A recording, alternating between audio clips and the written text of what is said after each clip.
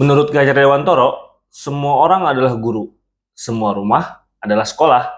Kalian mengamini nggak itu? Mungkin maksudnya Ki Hajar Dewantoro adalah kita sebagai umat manusia harus giat untuk belajar dan tidak melupakan untuk mengajar. Mengajar di sini adalah memberikan informasi apapun yang kita ketahui kepada orang lain yang belum mereka ketahui. Harus kita sadari, pendiri-pendiri bangsa ini dahulu kala itu sangat giat belajar sampai ke luar negeri. Ketika mereka pulang ke Indonesia, tidak lupa mereka mempunyai tanggung jawab untuk mencerdaskan anak-anak muda pada saat itu. Lalu, apakah kita memiliki tanggung jawab untuk menjadi seorang pengajar? Sebenarnya, saat ini kita tidak perlu menjadi guru kalau memang kita ingin mengajar. Banyak banget kegiatan-kegiatan atau proyek-proyek yang mereka terjun langsung ke lapangan untuk menjadi pendamping dan juga menjadi guru di daerah-daerah tertentu. Apa aja programnya? Mari kita bahas di kisah kita. Di negara kita yang unik ini sebenarnya kalau permasalahan pendidikan itu tidak akan selesai bila kita hanya berpasrah diri kepada pemerintah. Karena pemerintah mungkin tidak bisa menjangkau sampai ke pelosok-pelosok. Akhirnya tercetuslah beberapa program-program, proyek-proyek dari berbagai relawan-relawan untuk mendampingi anak-anak Indonesia yang tidak memiliki keberuntungan seperti anak-anak yang lainnya. Banyak sekali program-programnya, kalau lu semua cari-cari di internet, banyak banget gerakan-gerakan relawan. Gue mau bercerita, gue adalah salah satu alumni dari Indonesia Mengajar, salah satu gerakan yang mengirim pengajar-pengajar muda ke daerah-daerah tertentu, terutama daerah 3T yang mereka membutuhkan bimbingan, informasi, pembelajaran dari anak-anak muda. Gue akan membahas di sini terkait bagaimana sih rekrutmennya menjadi seorang pengajar muda. Karena banyak banget anak-anak muda sebenarnya yang penasaran dan pengen banget join ke dalam kegiatan tersebut. Hanya saja, sedikit sekali informasi yang mereka dapatkan, sehingga di sini gue mau sharing buat kalian. Semoga sharing gue ini bisa membantu kalian dan juga meningkatkan rasa keinginan kalian untuk terjun langsung menjadi pengajar meskipun tidak menjadi seorang guru.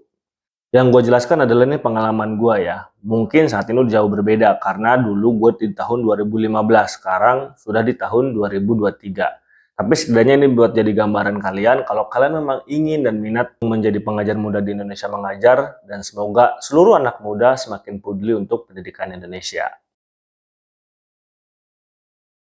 Jadi Indonesia Mengajar itu adalah sebuah yayasan yang membuat program bekerja sama dengan kabupaten untuk mengirim pengajar muda ke daerah-daerah 3T. Anak-anak muda ini adalah lulusan-lulusan dari berbagai perguruan tinggi yang ada di Indonesia dan juga luar negeri. Tapi notabene sih kebanyakan memang dari Indonesia. Untuk jurusan itu tidak menjadi masalah karena semua jurusan boleh join di sini. Pengalaman gua, dulu gua daftar di Indonesia Mengajar di tahun 2015, itu ada beberapa tahapan. Yang pertama adalah administrasi, yang kedua adalah direct assessment, yang ketiga medical check up, yang keempat training, dan yang terakhir adalah berangkat ke penempatan selama 1 tahun di penempatan. Administrasi itu, kita mendaftar menjadi seorang pengajar muda lewat website Indonesia Mengajar. Kalau kalian pengen menjadi pengajar muda, yang pertama harus kalian lakukan adalah follow Instagramnya.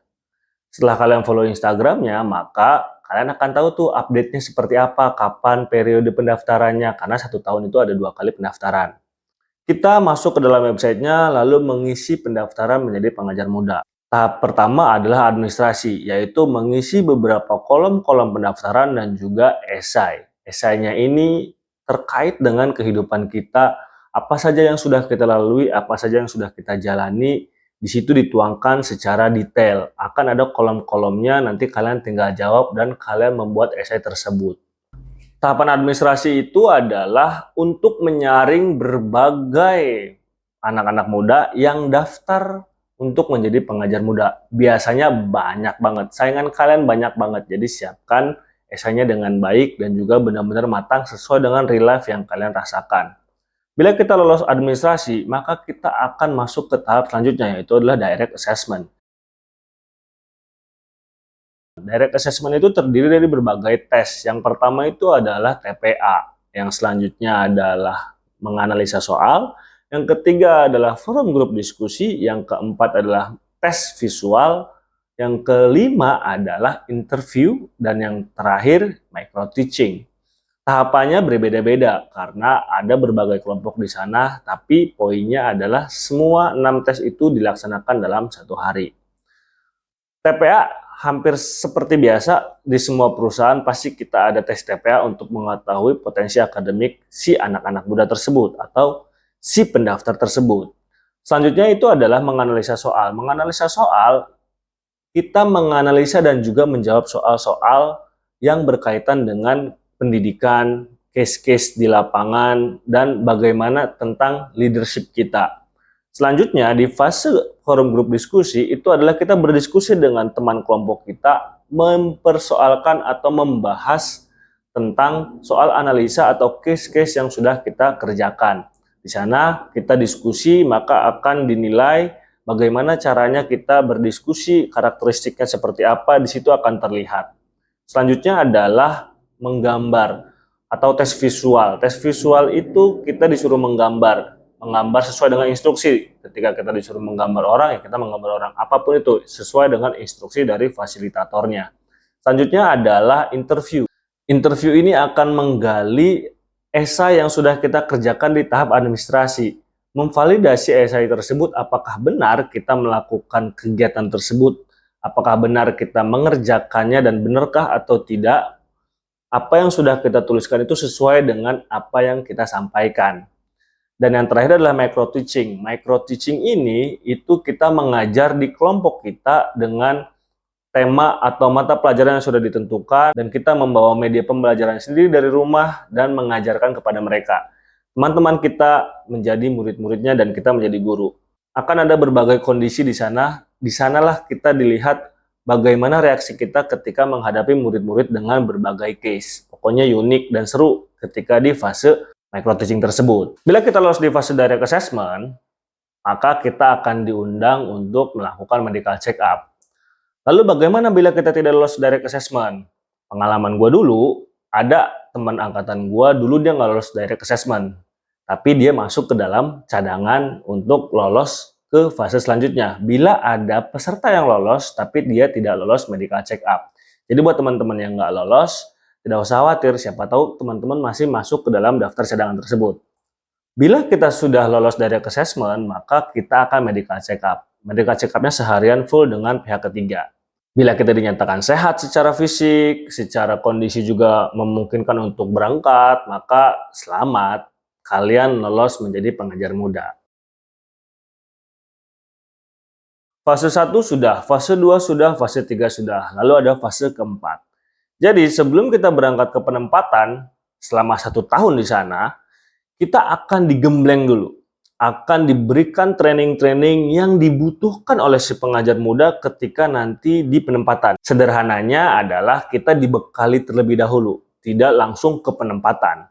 Apa aja sih yang diajarkan di training? Banyak banget, dari mulai fisik, public speaking, leadership, media pembelajaran, stakeholders, lain sebagainya. Pokoknya 2 bulan itu syarat akan ilmu. Ilmu semua, setiap hari ilmu pokoknya. Banyak banget bekal-bekal yang disiapkan oleh Indonesia Mengajar untuk pengajar muda, agar pengajar muda siap ditempatkan selama 1 tahun dan meminimalisir masalah-masalah yang terjadi di penempatan. Apakah kita bisa dinyatakan lulus bila kita sudah masuk ke dalam training? Belum tentu. Angkatan gua ada 1 orang yang tidak lulus di fase training, sehingga dia tidak jadi berangkat ke penempatan karena kondisi fisiknya tidak memungkinkan. Jadi di training ini nanti teman-teman jangan gembira dulu karena belum tentu juga kita berangkat. Di 2 bulan tersebut juga salah satu seleksi apakah si pengajar muda ini benar-benar layak untuk ditempatkan di desa-desa penempatan. Bila kita sudah lolos ke 4 fase tersebut, maka fase terakhir adalah penempatan. Selama 1 tahun kita akan mengajar di sana. Secara template kita akan mengajar SD atau sekolah dasar. Tapi kebanyakan pengalaman-pengalaman para pengajar muda ketika di desa atau di penempatan, maka akan mengajar semua jenjang pendidikan. SD, SMP, dan SMA sesuai dengan kebutuhan yang ada di sana. Setiap daerah beda-beda, setiap desa beda-beda. Itulah keunikan dari kegiatan ini. Maka dari itu buat teman-teman anak-anak muda yang memang peduli akan pendidikan, mungkin bisa disalurkan waktunya, pemikirannya, semangatnya ke berbagai program-program pendidikan di daerah-daerah. Tidak harus Indonesia mengajar. Salah satunya adalah Indonesia mengajar. Namun, bila kalian tidak lolos, kalian tidak mendapatkan kesempatan tersebut, kalian jangan berkecil hati. Masih banyak banget gerakan-gerakan pendidikan yang lain. Relawan-relawan yang lain masih banyak banget. Jadi, buat anak-anak muda, kita tidak harus menjadi seorang guru. Tapi, kalau kita memang memiliki rasa tanggung jawab seperti apa yang dikatakan oleh Ki Hajar Dewantoro, maka beban moral tersebut akan tertanam di dalam diri kita untuk bisa memberikan informasi kepada orang lain. Mencerdaskan bangsa tidak harus menjadi seorang guru, tapi kita bisa memberikan informasi-informasi yang benar, informasi-informasi yang baik kepada semua orang yang mereka belum mendapatkannya. Kepedulian itu tidak hanya dalam bidang pendidikan, masih banyak bidang yang lain. Asalkan kita peduli untuk generasi-generasi penerus kita, maka harusnya Indonesia akan lebih mudah di masa yang akan datang. Tetap semangat anak-anak muda. Tadi yang gue cerita adalah hanya sebagian kecil. Masih banyak gerakan-gerakan yang lain. Kalau memang kalian serius, kalian cari tahu informasinya. Kalian turun aksi, membimbing orang lain, menemani mereka. Karena apa yang kita berikan cukup bermakna untuk mereka. Kita ketemu lagi di kisah kita selanjutnya. Sampai jumpa.